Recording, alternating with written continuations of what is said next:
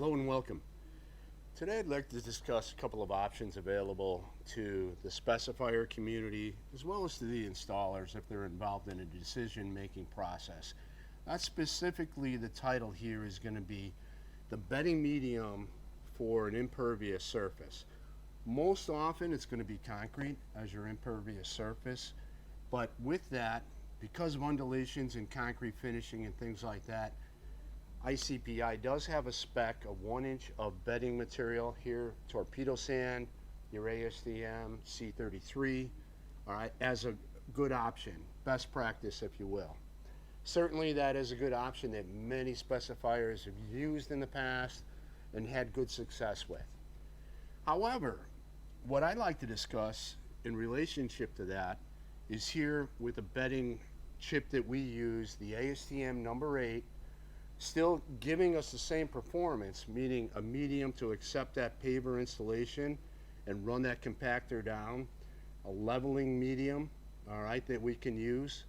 So the ASTM chip number 8 is also a viable option on your installation. Now, let's look at during the installation some of the performance issues that we see that deviate. So, would you traffic material or across these two mediums? Well, here with torpedo sand, we historically know that we don't want to create any downward force.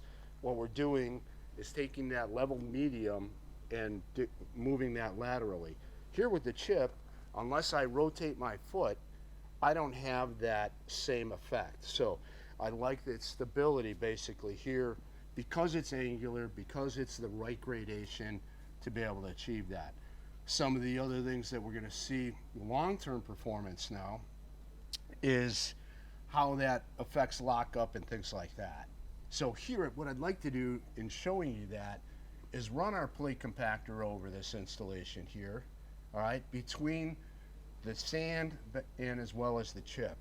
What I want to do is then peel that material back and show you what has happened with the integrity of those two components, kind of side-by-side comparison. Well, let's fire this up.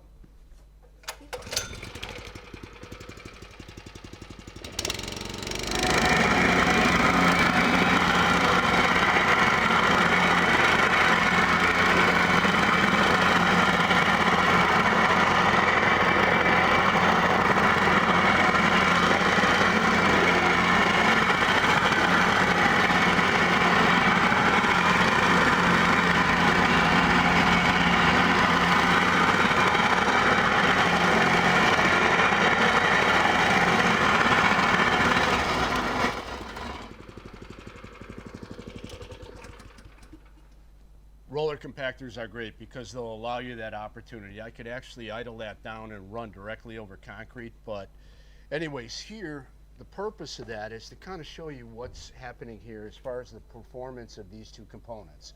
So if I peel back our paver edge here, I can see that I have drive down, so I have brought this material into consolidation. I'm about a 1/4 inch driven down, all right?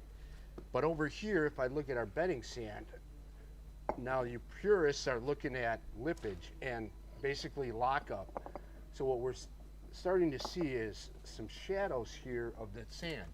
All right, so that sand is being driven up. Just like our footprints move that sand laterally, same thing is happening here during that installation process. So these are two things, and if honestly we throw water at this and look at long-term performance of these two components side by side, kind of want to demonstrate some of the characteristics that you're going to see in long-term performance with these mediums. So here, one of the things that I like about the ASTM number 8 is that I can use that as a free-flowing drainage system for any water that does enter into that paving system. So here I've got a control joint.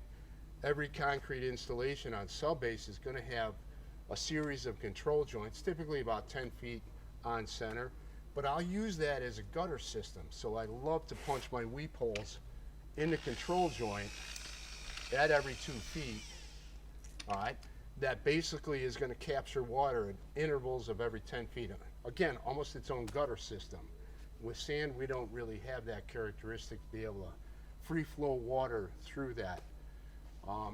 Another component here, remember I talked about lockup, and here if I've got moisture between these two mediums of ASTM number 8 chip as well as the bedding sand here, if I'm to lay pavers on top of this, and we demonstrate this with permeable quite a bit, that if I do that, now again I'm driving sand up to that surface here, but how much sand is driven up? We really can't find the answer to that when we're doing our installation.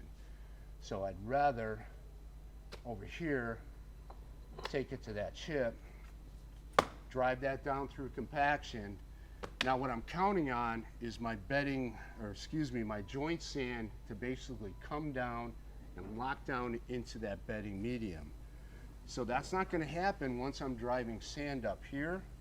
However, over here on chips, now I'm taking sand, either polymeric or more specifically a better choice option might be the synthetic sands, and locking that material right down into that chip layer. So that's a characteristic that we like to see that takes every joint on your paver installation and locks that down into bedding. So I think for us, long-term performance, we believe a little bit more in the use of chip in an overlay process versus the sand. Thanks for your time.